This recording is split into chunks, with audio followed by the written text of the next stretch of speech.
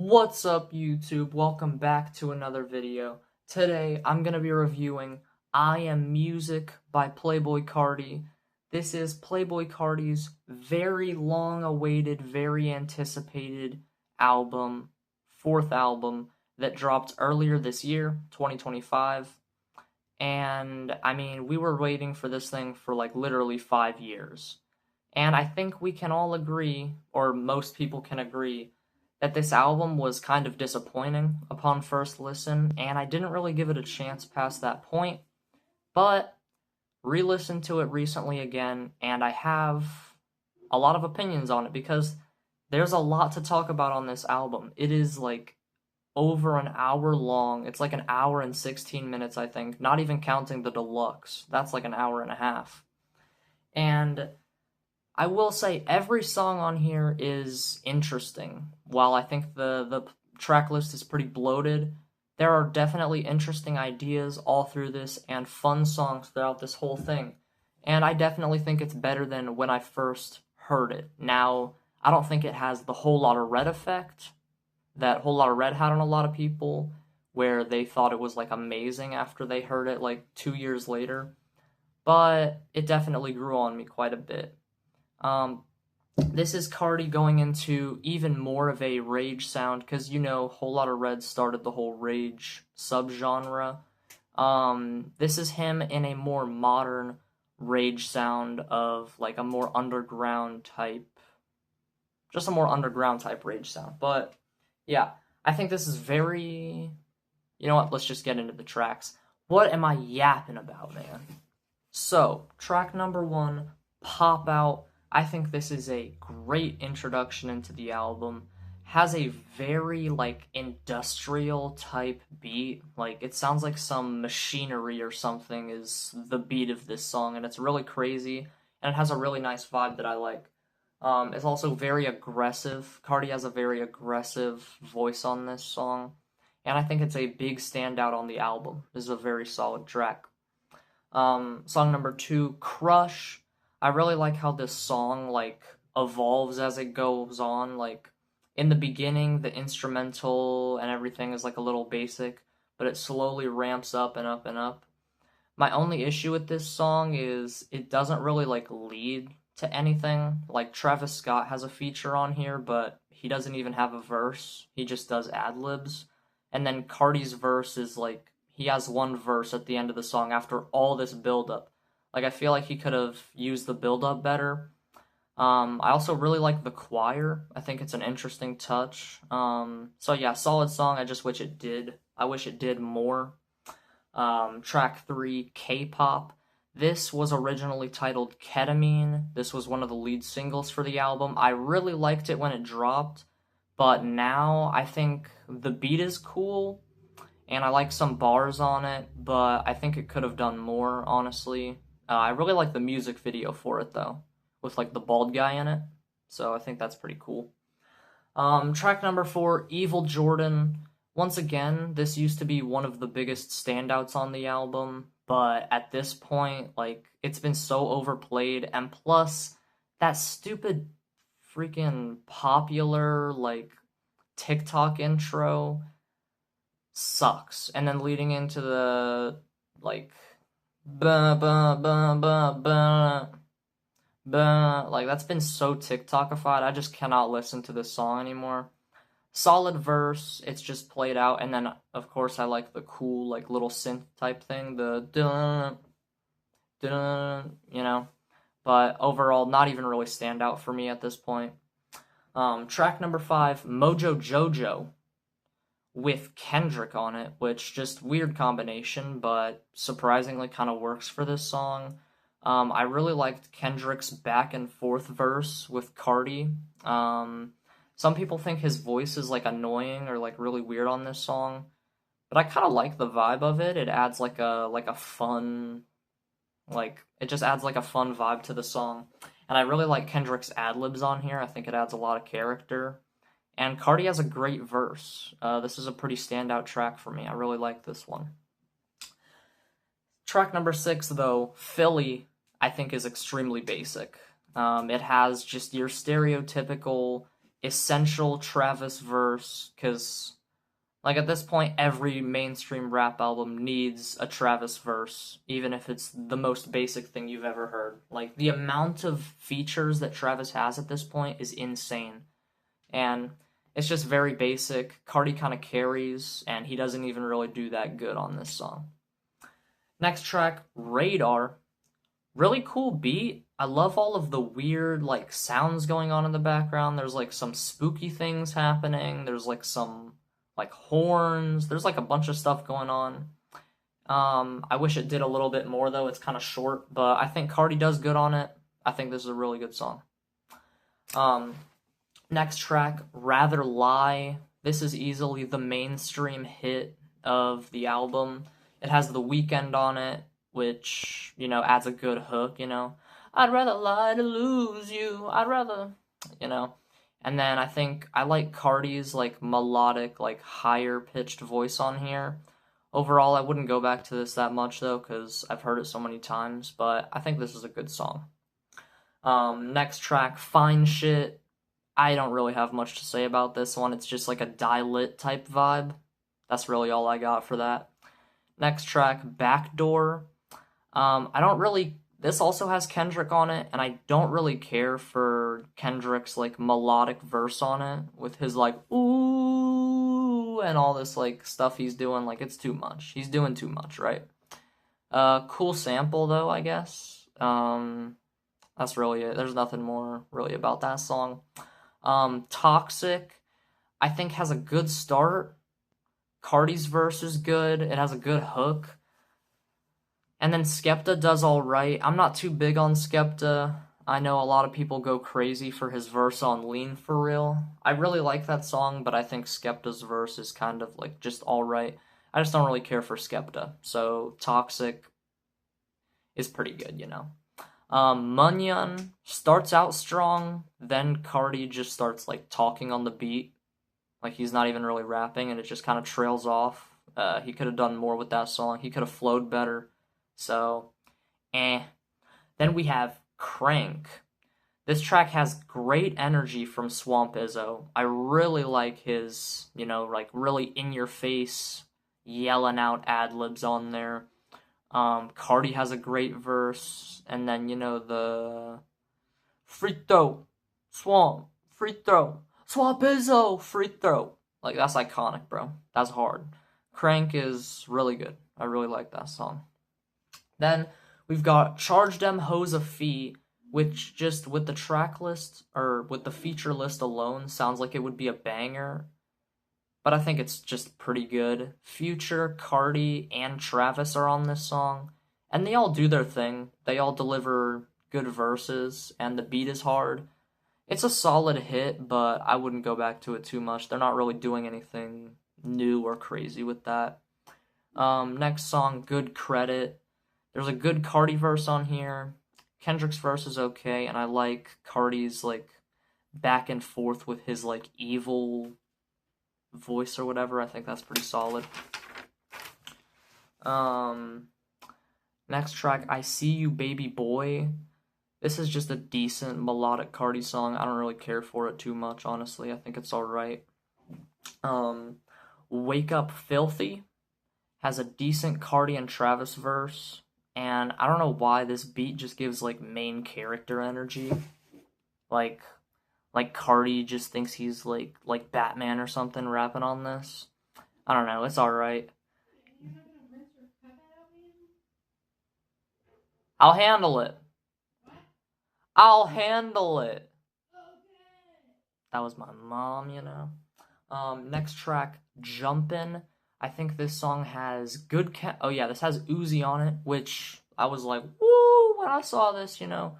Uzi Cardi reunion, right? But the track is a little bit underwhelming. I think there's good chemistry between Uzi and Cardi.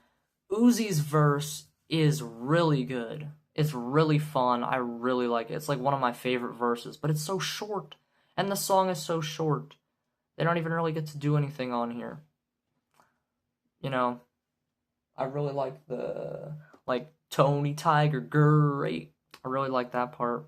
Just a very solid song, but I wish they could have done more on it. Trim has a decent Future verse, and I like Cardi's flow on it, but that's about it for that. Cocaine Nose has like this drill type beat and this more aggressive voice. This is kind of on the same type of like aggression as something like Pop Out or something, but I don't think it hits nearly as hard. I think it's just pretty good. Next track, We Need All the Vibes. This has Young Thug and I think Ty Dolla $ign. Yeah. And it's like a basic kind of mainstream type song. I don't really care for any of their verses because at this point Young Thug was already pretty washed and Ty Dolla $ign has always been like mediocre. So yeah, I think that song's alright. Olympian has an absolutely beautiful beat. Good Cardi performance, really nice synth lead, especially those extra synths that come in towards the second half of the song. Really good. Really good. But I think Cardi just has a good performance. Like, it's just pretty good. So, the beat on here is what really gets it for me. Next track, Opium Baby. This is easily the song that I have had the biggest change of heart on, because when I first heard this, I was literally like, what am I listening to? Like, with all, like, the beat is just crazy. With just all these noises happening. And then, of course, all the gunshots and stuff with that middle part where Swamp Izzo just has a shootout on the beat. But now, like, I think this song is so interesting. There's so many, like, things, like, little brain candy all throughout the song. And I really like Cardi's verse on this. I'm trying to make that pussy come. Like, he makes, like, this ketamine, huh? It's not enough. Like, he has a really interesting voice inflection on this. I think this is a really fun song. I don't care too much for his, like, more melodic part towards the end of the song where he's like, what you wanna do, yeah, But, you know, I think that part's solid, but this is still a very standout track, and I really like this one. It would have easily been my least favorite song on the album, though, the first time I listened to it. Next, we have Twin Trim. Not Trim, Twin Trim. Fun Uzi verse, but the song is just too short. Like, Uzi's on this album twice, and both of the parts, like, I just wish they would have done more, bro. Like, Uzi did really good on this, which is surprising, because this was coming right off of, dang, what's the Space album that, yo, I'm blanking, bro. What's the Space album? Eternal Atake, yeah, Eternal Atake 2, which was just so bad. But yeah, Uzi has a fun verse, song is just too short. Then we have Like Wheezy, good Cardi verse, great hook on here, just doesn't do enough. Most of these songs are like less than 2 minutes, which usually for an underground artist, I'm like okay with, but come on, Cardi. Like, you are Playboi Carti, bro. You are mainstream. You should be having like 3-minute songs. Like, that should be like average for you. Like, I want more verses from you, bro. What are you doing? This one, Got It, has to be the most forgettable song on the entire album. I don't have really anything to say about it. I don't remember a single thing from that song. Next, we got Walk, which has a crazy beat and a cool Cardi verse, you know? It's solid. We got HBA, Hood by Air, which was another one of the lead singles for the album. On some parts of this song, like, he's really flowing, and I'm like, damn, bro, this is hard. But on other parts, he's like, he's saying some bullshit, bro. He's saying some absolute hoopla. And then the beat is cool, too, and then I like the music video. But he could have had Ken Carson and Destroy Lonely in this song, bro. They were in the music video. What are you doing, Cardi? Like, I swear he hates them. But next track we have Overly, really good hook, catchy, solid verse. Wish he did more with the song. Once again, it's less than 2 minutes, so kind of annoying. And then the final track on the non-deluxe of the album, South Atlanta Baby. I think this is really solid. Cardi's like doing his thing throughout the whole song, and he's kind of just like flowing on the whole thing. Cool beat, nothing crazy, but a solid outro. And we are also reviewing the couple songs on the deluxe because why not? So this is from the Sorry for the Wait deluxe. We have 2024, which was another one of the lead singles for the album. This has a great Cardi voice, great voice switch, great beat. This was probably like one of my favorite Cardi songs when it dropped. I was bumping this all the time. Now I don't bump it as much because I've heard it so much, but this is a very good song still. And it really just introduced like that deep voice Cardi. It was either this song or Fiend that it was on for the first time. I think it might have been Fiend off of Utopia by Travis Scott, but yeah, solid stuff. Then next track we got Backrooms with a like pretty stripped back beat. Cool Cardi verse, decent Travis verse, as always. This was another lead single for the album. I think it's pretty good. I was never too crazy on this song. And then FOMDJ, FOMDJ, I have no idea how to pronounce that. Cool beat, solid Cardi verse. Main thing here, though, is the beat. I mean, this is kind of like a TikTokified song as well, like a little bit. So, solid. Overall, was this album disappointing when it dropped? Yes. Going back to it, was I still disappointed? No, because there's quite a bit of material here that's worth talking about and worth listening to. And there's definitely a handful of solid songs on here. Would I still say it's Cardi's worst album? Yeah. But he just has so much peak. And I honestly really want to know where he's going to go from here.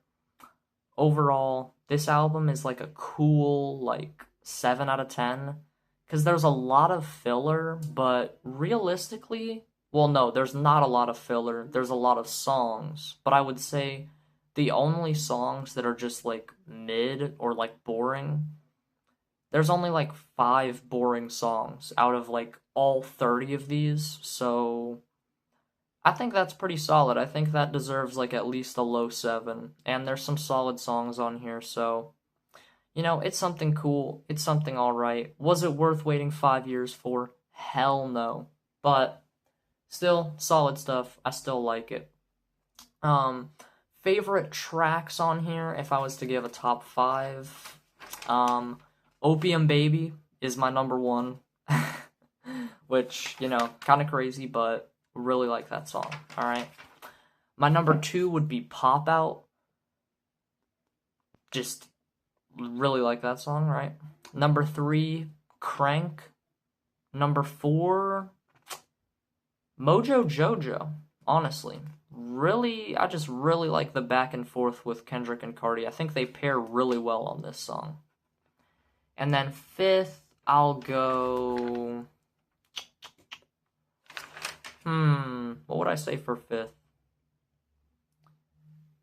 Probably Radar, because I think the beat on there is really cool. So, yeah, that's probably my top 5.